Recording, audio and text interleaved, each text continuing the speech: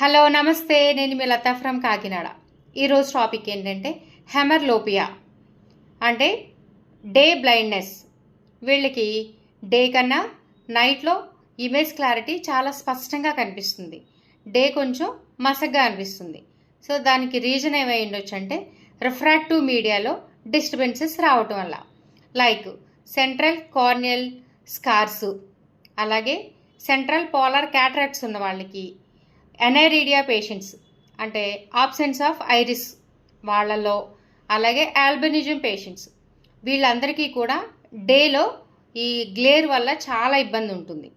అయితే దీన్ని ఎలా నివారించుకోవచ్చు అంటే యూవీ ప్రొటెక్టర్స్ వాడచ్చు, అలాగే ఎల్లో టింట్ లెన్సెస్, ఇది కూడా చాలా బాగా యూజ్ అవుతుంది. ఇవి వాడటం వల్ల గ్లేర్ని అవాయిడ్ చేయొచ్చు. Thank you.